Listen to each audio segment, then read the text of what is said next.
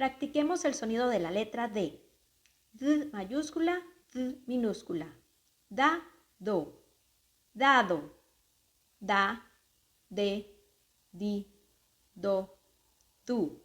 Da, do. Dado. De, do. Dedo. Do, na. Dona. Da, ma. Dama. Mi, do. Mido. Di, me. Dime. Di, a. Día. Du, da. Duda. Da, na. Dana. Da, li, la. Dalila. Da, do.